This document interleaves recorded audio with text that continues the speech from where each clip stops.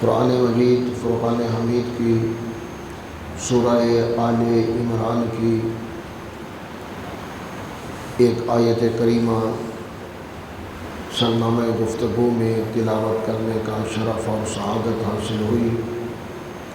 اللہ تعالیٰ اس آیہ بینہ کی روشنی میں حق گویائی کی توفیق عطا فرمائے اور حق سن کر حق بیان کر کے اس پر عمل کی توفیق عطا فرمائے۔ پاکستان اس وقت حالت جنگ میں ہے۔ دو ہی صورتیں ہوتی ہیں، دو ہی حالتیں ہوتی ہیں کسی بھی ملک کی، ایک حالت امن اور ایک حالت جنگ۔ بحیثیت قوم حالت امن کے تقاضے اور ہوتے ہیں، حالت جنگ کے تقاضے اور ہوتے ہیں۔ حالت جنگ میں یہ اصول ہے، قاعدہ ہے کہ جب کوئی بیرونی دشمنوں سے، کوئی خارجی دشمنوں سے جنگ ہو، لڑائی ہو، تو پھر آپس کے جھگڑے ختم کر دیے جاتے ہیں۔ آپس میں کسی قسم کے بھی جھگڑے ہوں، وہ سیاسی جھگڑے ہوں، مذہبی منافرت ہو، خاندانی جھگڑے ہوں، قبائل کے آپس میں جھگڑے ہوں، کسی قسم کی بھی لڑائی ہو، جھگڑا ہو، اختلاف ہو، چپقلش ہو، تو سب کچھ ختم کر کے بیرونی دشمنوں سے متفق اور متحد ہو کر نمٹا جاتا ہے۔ اصول اور قاعدہ یہ ہے۔ اور ہم پاکستانی بے سر و پا، نہ کوئی قاعدہ، نہ کوئی قانون، نہ کوئی اصول، نہ کوئی تربیت، نہ کوئی تربیت گاہ، تو ہم نے جنگ کو بھی جنگ نہیں سمجھا، ہم جنگ کے تقاضے بھی پورے نہیں کر سکے۔ پہلی بات تو یہ کہ ہماری عوام کی اکثریت نے جنگ کو مذاق کے طور پر لیا ہے، ایک شغل، ایک مشغلہ، ایک مذاق، طنز و تشنیع کرنے کا ایک ذریعہ، جبکہ جنگ ایک المیہ ہوتا ہے، ایک ٹریجڈی ہوتی ہے اور ایک تکلیف دہ چیز ہوتی ہے۔ جنگ کبھی بھی اچھی چیز نہیں ہوئی، یعنی شغل کے لیے، مذاق کے لیے نہیں ہوتی۔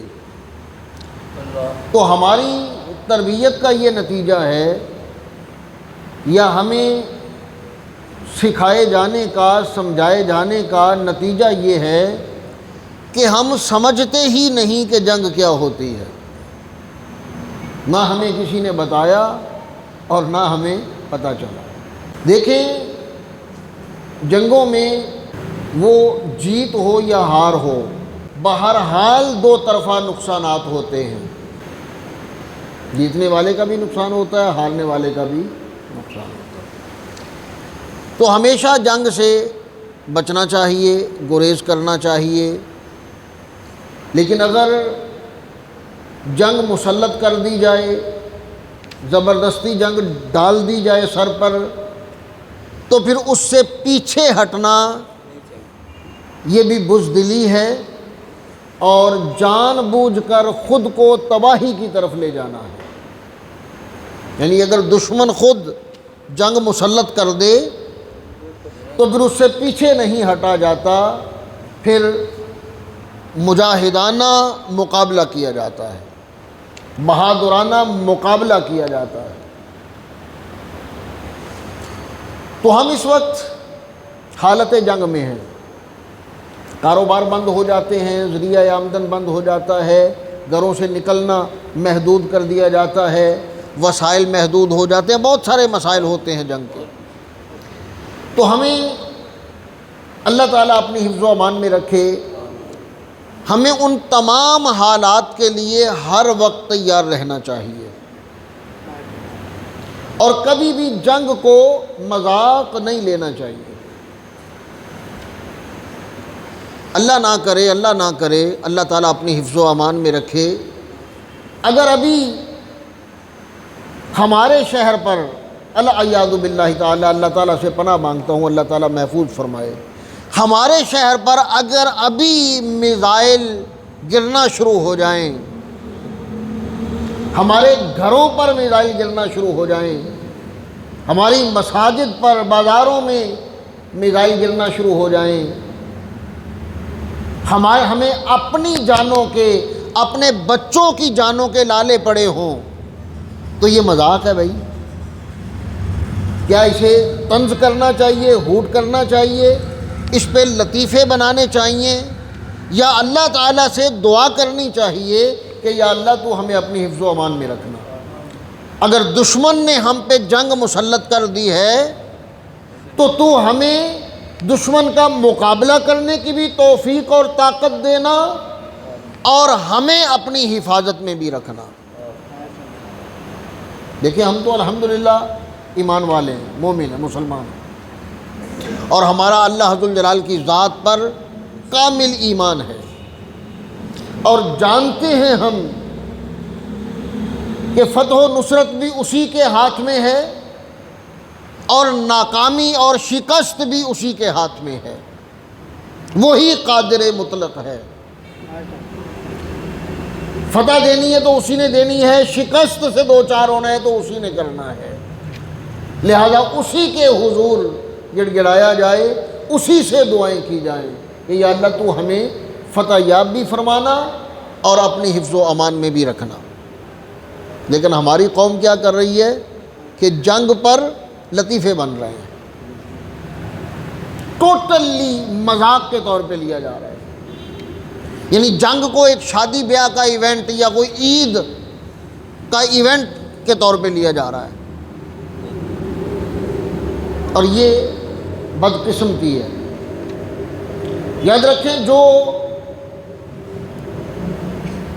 موقع کی مناسبت سے یا مواقع کی نزاکت اور حساسیت کو نہیں سمجھتے، وہ ہمیشہ نقصان اٹھاتے ہیں، یعنی موقع اور محل کو نہیں دیکھتے، وہ ہمیشہ نقصان اٹھاتے ہیں۔ اور کیا خیال ہے کہ جس دشمن کے ساتھ ہمارا مقابلہ ہے، جس دشمن سے ہماری جنگ ہے، وہ کوئی کمزور ہے؟ وہ ہم سے افرادی قوت میں بھی کئی گنا زیادہ ہے، وسائل کے اعتبار سے بھی کئی گنا زیادہ ہے، جغرافیائی لحاظ سے بھی ہم سے کہیں بڑا ملک ہے، کمزور دشمن نہیں، اور پھر اس کی حمایت میں پورا عالم کفر اس کے پیچھے کھڑا ہے، اسرائیل اس کے پیچھے، وہ تو واضح طور پہ اس کی حمایت کر رہا ہے، امریکہ بھی اس کے پیچھے، جس کے پیچھے اسرائیل اسی کے پیچھے امریکہ، جتنا عالم کفر ہے، جتنے کافروں کے ملک ہیں، وہ سب اس کے پیچھے ہیں، اور پاکستان کے پیچھے مسلمان ملک بھی کھڑے نہیں ہوں گے، یاد رکھیے۔ علل اعلان واضح طور پر اگر کسی نے پاکستان کی حمایت کا، ساتھ دینے کا، رفاقت کا، مصاحبت کا اگر اعلان کیا ہے تو وہ صرف چین نے کیا ہے۔ اگر ہمارے پاس کوئی طاقت ہے، اگر ہمارے پاس کوئی خود اعتمادی ہے، تو وہ فقط ایمان اور اسلام کی خود اعتمادی ہے، وہ طاقت صرف ایمان کی طاقت ہے، اور اللہ تعالیٰ سے دعا کریں کہ اللہ تعالیٰ ہماری اس طاقت کو سلامت رکھے، اس طاقت کو محفوظ رکھے۔ وہ کافروں کے جو جرنیل ہیں نا، کافروں کے جرنیل، بلکہ ہندوستان کے بھی ایک جرنیل کا بیان تھا 65 کی جنگ میں یا غالباً 71 کی جنگ میں۔ بیان کیا تھا اس کا جنگ کے بعد؟ کہتا تھا کہ جس قوم کو موت کا ڈر ہی نہیں ہے اس قوم سے کوئی کیا لڑے گا؟ اور یہ صرف مسلمان قوم ہے، یہ صرف ایمان والے ہیں جو جنگ پر جاتے ہیں، جہاد پر جاتے ہیں، قتال کے لیے جاتے ہیں تو شہادت کی تمنا لے کر جاتے ہیں، مرنے کا شوق لے کر، خوشی سے مرنے کے لیے جاتے ہیں کہ اگر جنگ میں موت آ گئی تو ایسی زندگی ملے گی جس پر اس جیسی ہزاروں زندگیاں قربان کی جا سکتی ہیں۔ اور یہ جذبہ، یہ شوق، یہ کسی اور قوم میں نہیں ہے، یہ صرف اسلام میں ہے، صرف مومنوں میں ہے۔ نبی کریم علیہ الصلوۃ والسلام نے، آپ کی دعا بہت مشہور ہے، نبی کریم علیہ الصلوۃ والسلام کی دعا آپ نے بارہا سنی ہوگی کہ اللہ تعالیٰ سے دعا کر دیں کہ یا اللہ مجھے زندگی دے، میں تیری راہ میں قتل ہو جاؤں، تیری راہ میں مارا جاؤں، شہید ہو جاؤں، پھر مجھے زندگی دے، میں پھر تیری راہ میں شہید ہو جاؤں، پھر زندگی دے، میں پھر تیری راہ میں شہید ہو جاؤں، بار بار زندگی ملتی رہے اور بار بار میں تیری راہ میں شہید ہوتا رہوں۔ یہ جذبہ، یہ شوق شہادت، نہ مال غنیمت نہ کشور کشائی، یعنی اہل ایمان کی جنگ کا مقصد، اہل ایمان مومنوں کی، مسلمانوں کی جنگ اور جہاد کا مقصد کیا ہے؟ یعنی صرف شہادت کا شوق میدان جنگ میں لے جاتا ہے، نہ مال غنیمت کی طلب ہوتی ہے، نہ سرحدیں بڑھانے کا، ملک بڑا کرنے کا شوق ہوتا ہے، صرف شہادت کا شوق ہوتا ہے کہ موت اللہ تعالیٰ شہادت کی عطا فرما دے۔ اب جس قوم کا یہ جذبہ ہو، یہ خیال ہو کہ ہم تو مر کر بھی زندہ ہو جائیں گے اور ایسی زندگی ملے گی جو اس زندگی سے کئی گنا زیادہ بہتر ہوگی، اس قوم کا مقابلہ کون کرے گا؟ اللہ تعالیٰ یہ جذبہ سلامت رکھے، یہ شوق شہادت اللہ تعالیٰ سلامت رکھے۔ اور اللہ رب الجلال نے جب غزوہ احد ہوا، اسلام کا دوسرا غزوہ، دوسری بڑی جنگ، جس میں بظاہر مسلمانوں کا نقصان ہوا، نبی کریم علیہ الصلوۃ والسلام کو بھی زخم آئے اور حضرت امیر حمزہ رضی اللہ تعالیٰ عنہ ان کی شہادت ہوئی، 70 صحابہ کرام رضوان اللہ علیہم اجمعین شہید ہوئے، بہت نقصان ہوا بظاہر۔ تو اس نقصان کو دیکھ کر صحابہ کرام رضوان اللہ علیہم اجمعین پریشان ہو گئے، آزردہ ہو گئے، غمگین ہو گئے۔ ظاہر نقصان تو نقصان ہی تھا۔ تو جب صحابہ کرام رضوان اللہ علیہم اجمعین کی یہ پریشانی دیکھی تو اللہ ذو الجلال نے قرآن مجید نازل فرمایا۔ اگرچہ اس غزوہ میں جو شکست ہوئی، جو نقصان ہوا، وہ اپنی غلطی کی وجہ سے ہوا، وہ حکم عدولی کی وجہ سے ہوا، لیکن ظاہر نقصان پر پریشان ہوئے صحابہ کرام رضوان اللہ علیہم اجمعین۔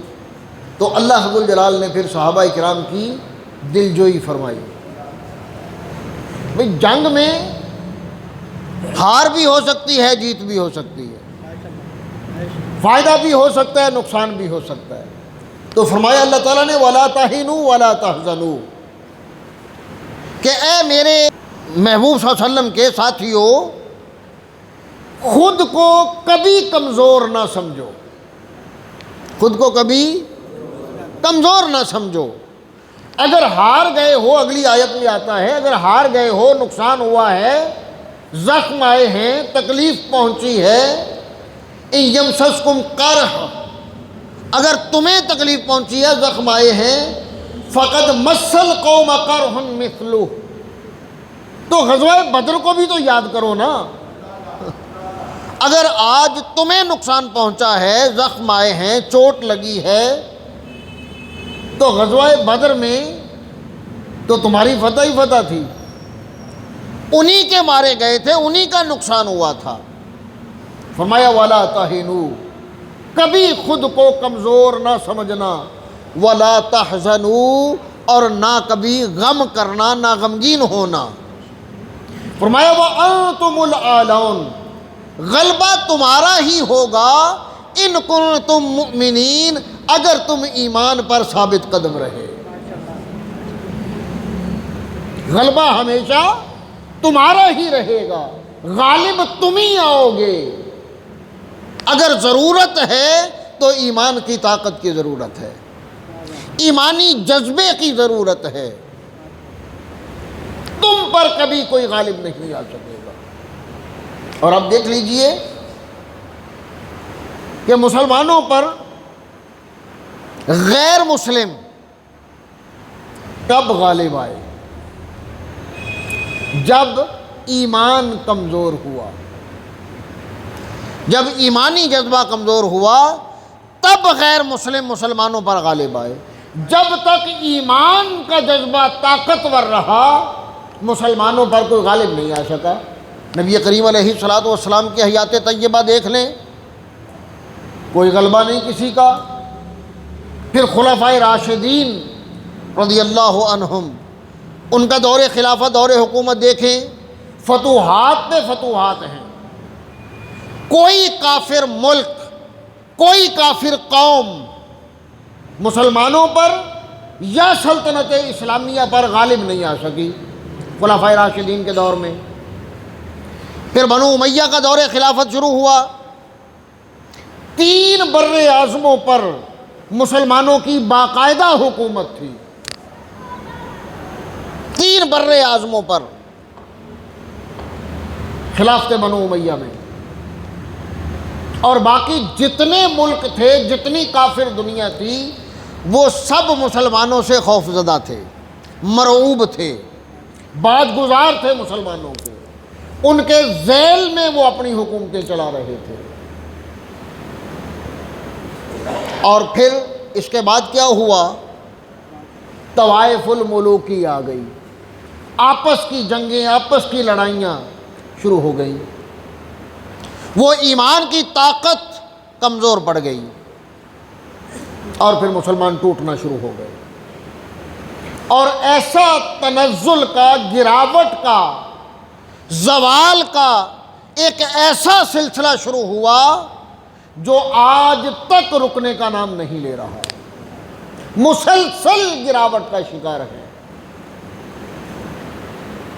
اور اللہ ذوالجلال نے جو شرط رکھی ہے اہل ایمان کے غلبے کی، وہ شرط ایک ہی ہے، وَأَنْتُمُ الْأَعْلَوْنَ إِن كُنتُم مُؤْمِنِينَ، اگر تم ایمان والے ہو تو فتح تمہاری ہے، غلبہ تمہارا ہے، غالب تم ہی رہو گے۔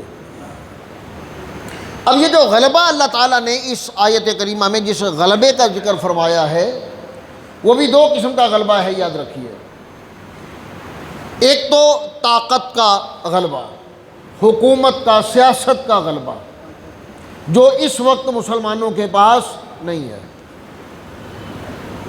نہ ہی تو مسلمانوں کے پاس وہ سیاسی قوت ہے، اور نہ وہ اقتدار کی قوت ہے کہ دوسری تمام اقوام پر مسلمانوں کا غلبہ ہو، ایسا نہیں ہے۔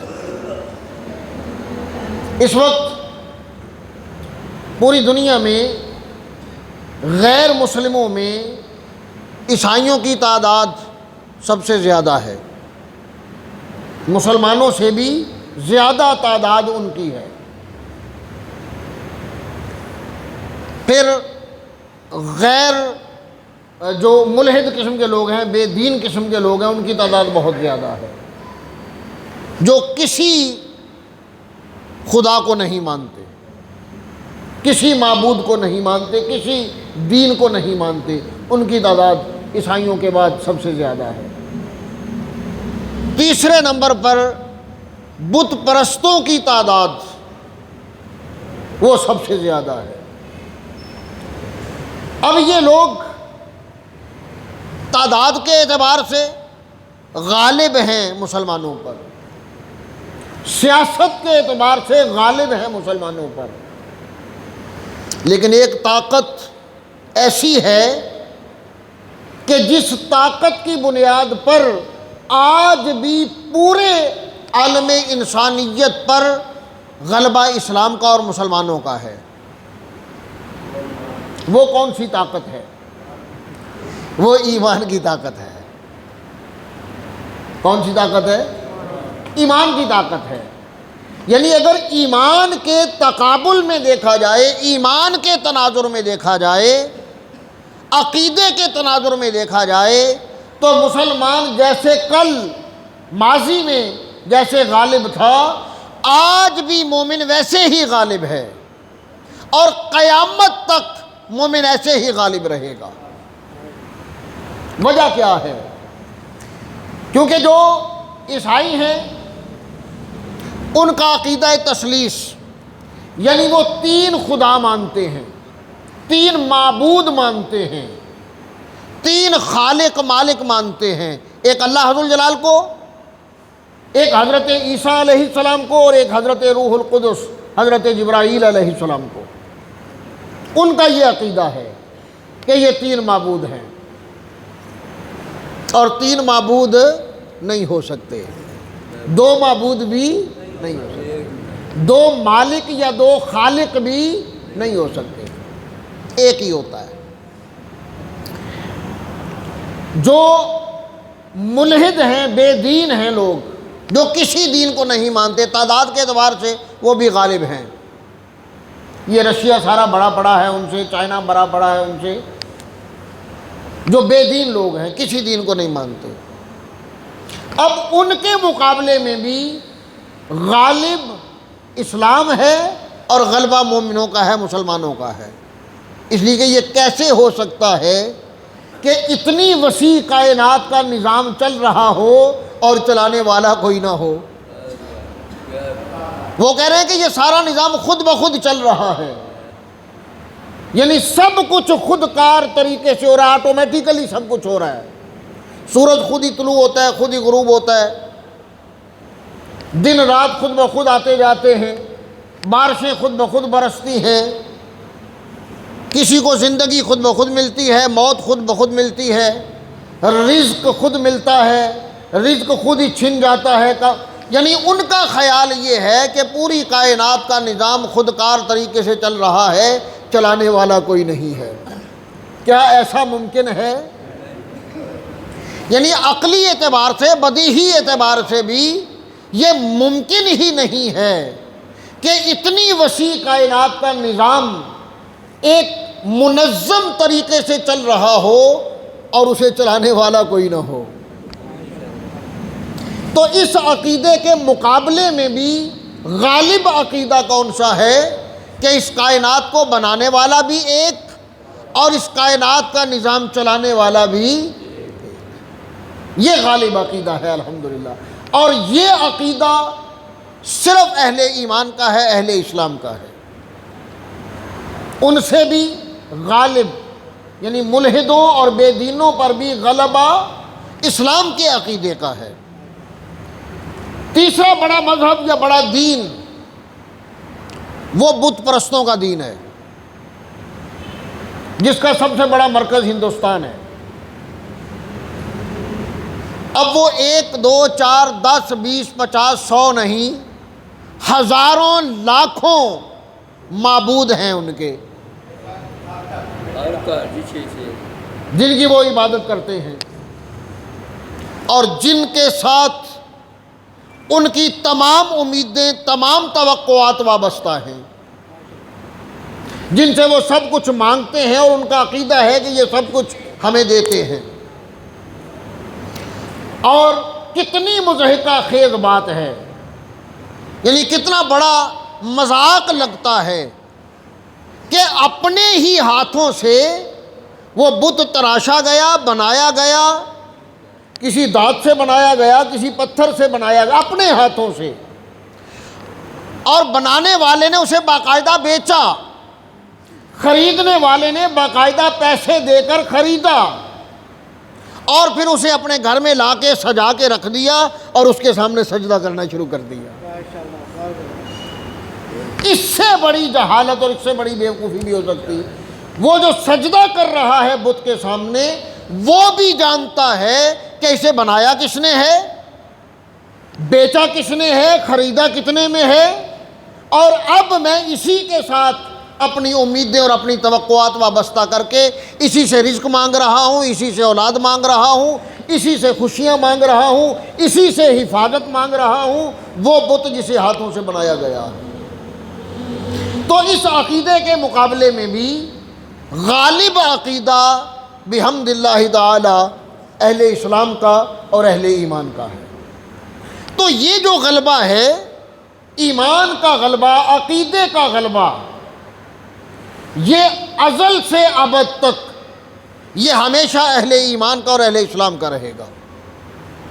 البتہ سیاسی غلبہ، اقتدار کا غلبہ، عسکری طاقت کا غلبہ، جغرافیائی غلبہ، وہ اللہ ذو الجلال نے فرمایا کہ وَأَنْتُمُ الْأَعْلَوْنَ إِن كُنتُم مُؤْمِنِينَ، ایمان کی طاقت جب تک تم میں ہے، سیاسی طور پہ بھی غالب رہو گے، جغرافیائی طور پہ بھی غالب رہو گے، اقتدار کے اعتبار سے بھی غالب رہو گے، جب تک تم میں ایمان کی طاقت ہے۔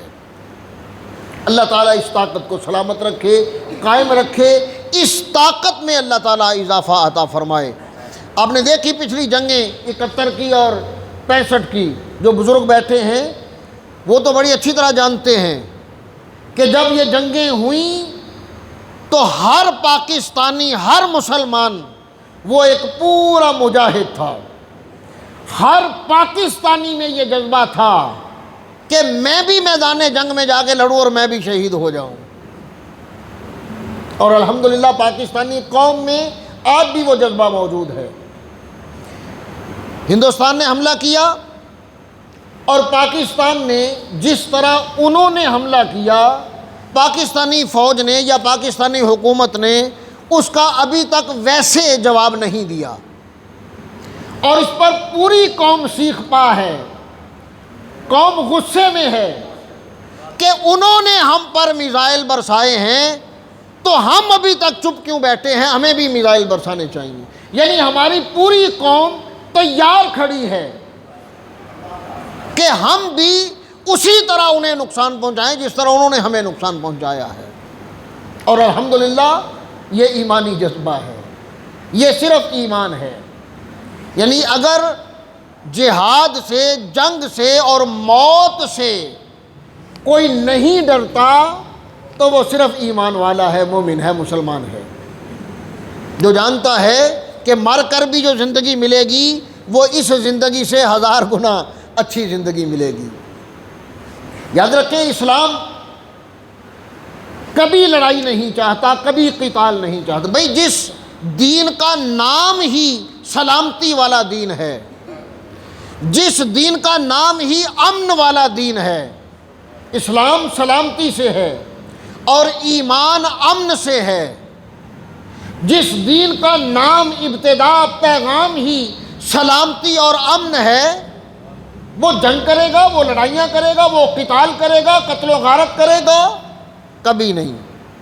اسلام ہمیشہ سلامتی کا درس دیتا ہے، لیکن جب جنگ پیش آ جاتی ہے یا جنگ مسلط کر دی جاتی ہے تو پھر جو جذبہ جہاد اہل اسلام میں ہے وہ بھی پوری دنیا میں، پوری اقوام عالم میں کہیں نہیں ہے۔ پھر ہمارے اسلام کے الحمدللہ جنگ کے جو اصول ہیں، جو قاعدے ہمیں بتائے گئے ہیں، جو پابندیاں ہمیں بتائی گئی ہیں، جو حدود و قیود ہمیں بتائی گئی ہیں، پوری دنیا کی کسی قوم میں جنگ کے ایسے اصول بھی نہیں ہیں۔ کون سی قوم ہے جو جنگ کے لیے، جہاد کے لیے، قتال کے لیے میدان میں نکلے اور ان کے لیے منع ہو حرام ہو، گناہ ہو کسی بزرگ کو قتل کرنا، ضعیف العمر کو قتل کرنا۔ جنگ ہو رہی ہے، لڑائی ہو رہی ہے، ایک دوسرے کو مارا جا رہا ہے، لیکن اگر کوئی بوڑھا آدمی سامنے آ گیا تو اسے قتل کرنے کی اجازت، اسلام میں اسے قتل کرنے کی اجازت نہیں ہے۔ کوئی بچہ سامنے آ گیا تو بچے کو قتل کرنے کی اجازت نہیں ہے۔ کوئی نابالغ لڑکا سامنے آ گیا میدان جنگ میں تو اسے قتل کرنے کی اجازت نہیں ہے۔ کھیت اجاڑنے کی اجازت نہیں ہے کہ اگر فصلیں تیار ہیں، غلہ تیار ہے تو فصلیں اجاڑنے کی اجازت اسلام میں نہیں ہے۔ پھلدار درخت اجاڑنے کی، انہیں تباہ کرنے کی، جلانے کی اجازت نہیں ہے۔ بھئی کہاں ہیں، کس قوم میں جنگ کے یہ اصول پائے جاتے ہیں؟ اگر کوئی جنگ کرتے ہوئے، قتال کرتے ہوئے، مرتے مارتے ہوئے اگر تمہیں کوئی کہہ دے کہ میں تیری پناہ میں ہوں تو اسے بھی قتل کرنے کی اجازت نہیں ہے۔ وہیں ہاتھ رک جائے گا، وہیں تلوار رک جائے گی، وہیں بندوق رک جائے گی۔ تو یہ اسلام ہے، اور یہ اسلام کی جنگ ہے، اور یہ اسلام کا جہاد ہے۔ عربی میں ایک لفظ بولا جاتا ہے حرب، جنگ کے لیے۔